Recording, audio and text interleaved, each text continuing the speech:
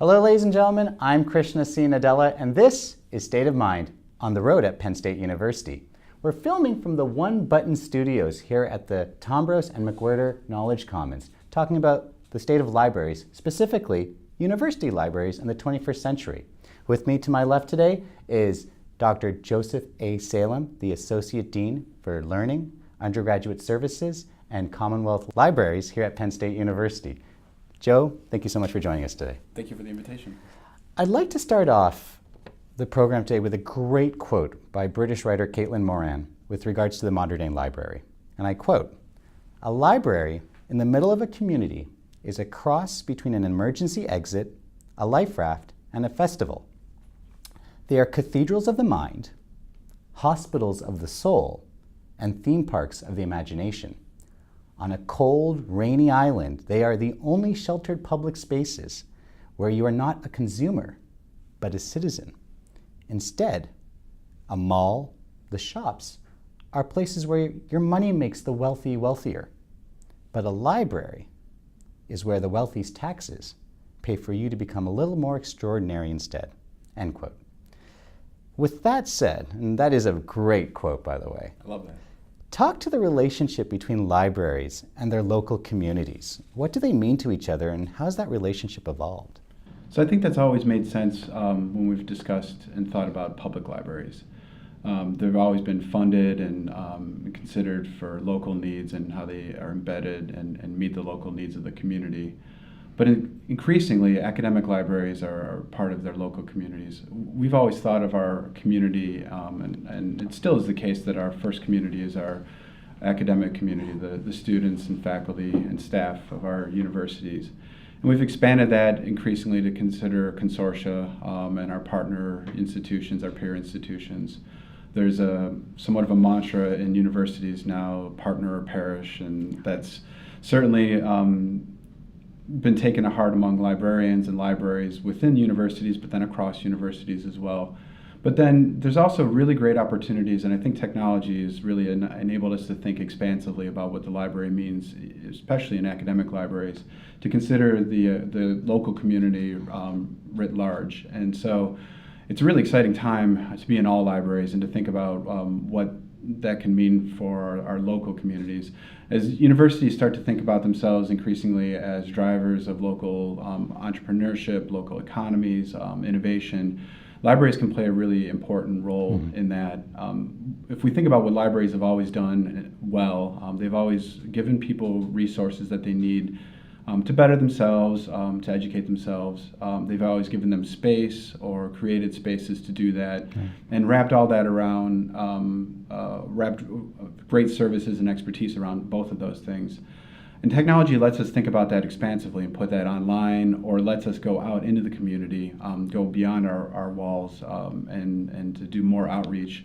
And so with that in mind, we can really be really great drivers and partners for entrepreneurial endeavors and any initiatives where the university is thinking about the community and how they can engage the community. Sometimes it's meeting community needs, and sometimes it's creating them as well. All right. So let's talk about the times it is right now.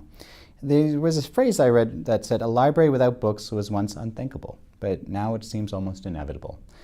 If so, how are libraries responding to such a concept, and what will be necessary for them to evolve if they need to? So that's a great question, and something I think we're all, I'll use the word struggling with, and it's not necessarily struggling. We have, I think, a little bit of an impatience factor, right? Yeah. Because many in our field, I think, see the library's role evolving. I just talked about the need to give people the resources that they need. Right. And there is still a really significant role for things like print and physical collections and resources. There is an increasing need for technology and just even really well-designed and well-considered collaborative and learning and flexible spaces. And that shouldn't really be dismissed. There's a lot of thought that goes into the creation of something like the Knowledge Commons here. How does that work to fit work needs? How does it work into the future, and how is that flexible? But the challenge, and I think the frustrating part, is that we're in a very transitional period.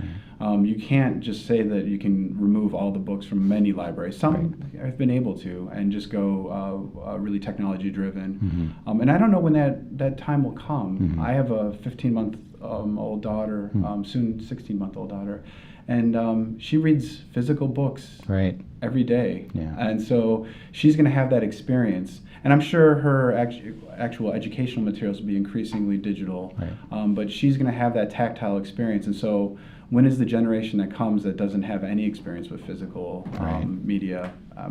I think we won't have to wait for that generation to come before libraries increasingly move away from storing those materials, but I don't know when that'll be. All right, so let's stay on the topic of technology in general.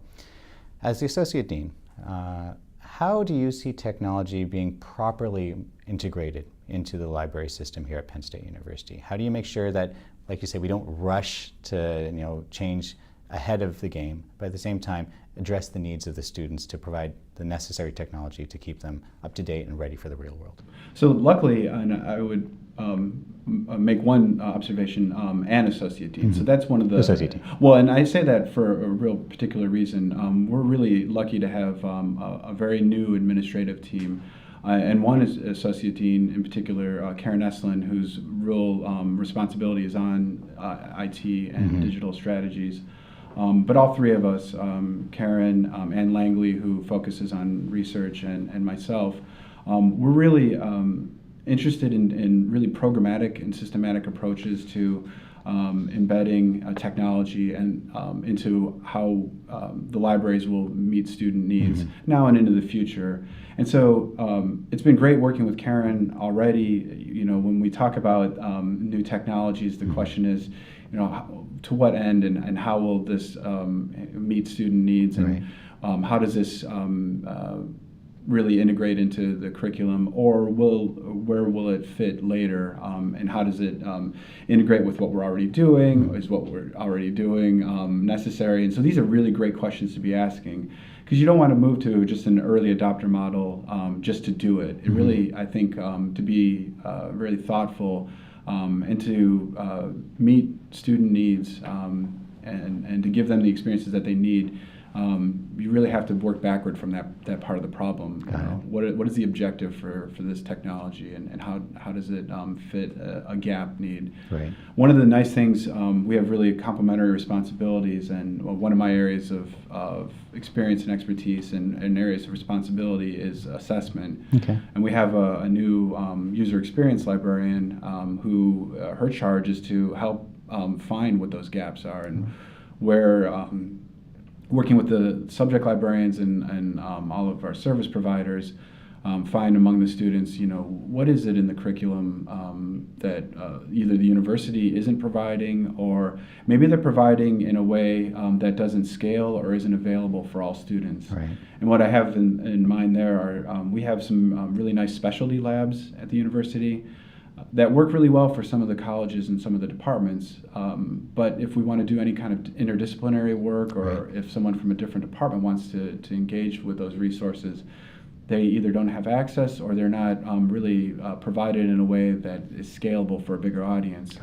And so better understanding those, we can provide them and answer those original questions, to what end and how does this meet student needs. So it's really, if I'm understanding correctly, it's not taking a cookie cutter approach, but being much more nimble to the needs of the student. Right. And really considering, how these things fit well together. I wouldn't say that we wouldn't rush into things, but we wouldn't rush into them without having some information. Got it. So sticking to the needs of the students from an academic standpoint, and help myself and our viewers understand, how does informational literacy fit into that? First of all, what is informational literacy, and how is that something that's becoming more and more prevalent with the academic experience? So information literacy is an evolving concept and an evolving set of learning outcomes. And it's something that librarians have really embraced over the last 15 years or so, formally over the last 15 years. It's the idea as the set of concepts and learning outcomes around students' abilities to find, work with, and ethically work with and cite and then generate their own information. So that's why we call it information literacy. I say 15 years ago, the Association of College and Research Libraries released a set of standards around learning standards and outcomes around information literacy at that point, and then have since just recently in this year released a new framework document around that. It's a set of learning standards, and it's a kind of concept that's probably embedded into quite a few other subject areas and into the curriculum. But it's something that libraries, I think, are really well positioned to help really flesh out into the curriculum, help with instruction, create learning opportunities, and then also to help assess it. And because we've always worked with information, we've always had instructional programs at university libraries, and those have largely focused in the past on what we've called bibliographic instruction, and that's really teaching tools to find information. As that's gotten easier with technology, the focus really is nicely able to transition to some of those higher order parts of information literacy, and that is working with, evaluating, citing, ethically working with, and then generating information. And so we're well positioned to do that. And it's one of those kind of sets of skills or concepts that has the potential to kind of fall in the cracks of the curriculum. And so the libraries, academic librarians have been very eager to kind of take responsibility for that within the curriculum. It's part of, I think, a 21st century set of literacies and influences. Things like data literacy, which is very similar, same kind of concepts applied to data. Visual literacy, so how do we navigate visual icons or iconography, and those kinds of ideas. Information literacy is part of that, and it was probably the precursor to a few others. Excellent. So I just have a couple more questions for you, but ones that I think will really strike home with the Penn State University audience. You just came into the role as one of the 3 associate deans. What is your vision for the next several years as you help build the university library's strategy entering the second half of this decade? So I think Penn State's really well positioned to lead on a few of the things that we just talked about. Really with regard to information literacy, the ACRL's new framework document. ACRL stands for? I'm sorry, that's very librarian of me.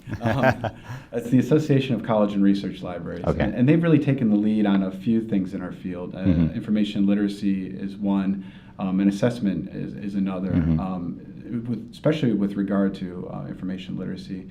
The ultimate goal for both of those things is to create lifelong learners, like yourself. You know, engaging in the universities and what we're doing in particular, but then in general, just really engaging in lifelong learning.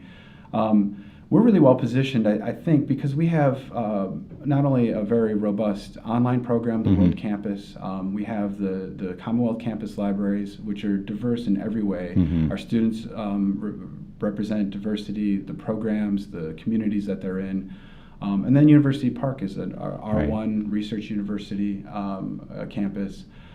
So we have a really great opportunity to embed information literacy, 21st century information literacy into the curriculum in scalable ways to leverage online learning, and then to meet the assessment needs for information literacy in that curriculum.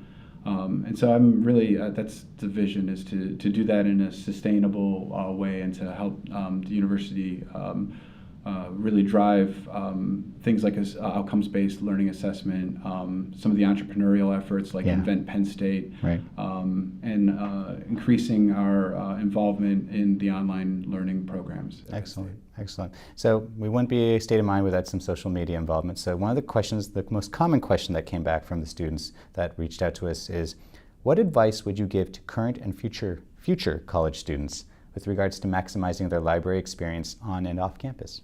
So I think that's a great question, especially current students and future students as well. In any learning environment, I think it's really important to understand what resources you have available to you in general. And I think the library is a big part of that. And it's best to do that early. One of the messages we tried to convey, and it's not really a marketing message yet, is that the library grows with students as they go through their college experience, and so better understanding early on kind of the scope of the library, taking advantage of what is applicable early in the career of the student is really important. But then understanding that those needs change and checking back in with something like the library or other resources at the university is really important. One of the easiest things to do, though, is to transfer those skills. And so if you're looking to go to a university later in your academic career, get to know the resources that you have available to you now. It'll be easier to pick up things like our databases or to take advantage of some of the technology that we have here. We're going to be launching a 3D printing lab and a kind of a design lab using technology called Little Bits. If you have those kinds of resources available to you, learn them now so that when you get here, you don't have to learn the technology. You just figure out how does it work in this new situation. And you can really maximize that on your assignments or in your co-curricular activity. Well, I can definitely attest from my tour of the Knowledge Commons, there's a lot I had to relearn and learn for the first time. So I definitely wholeheartedly agree with you. Stay in touch with the libraries. They're the best place to learn and stay ahead of what's going on in technology. Joe, thank you so much for the time today and joining us on State of Mind. That'll wrap up our show for today. If you'd like to keep up with the ongoings of State of Mind, like us on Facebook, follow us on Twitter, and subscribe to our YouTube channel. Ladies and gentlemen, thank you so much for joining us today. And remember, every life is a book. Make yours a bestseller. Have a good night.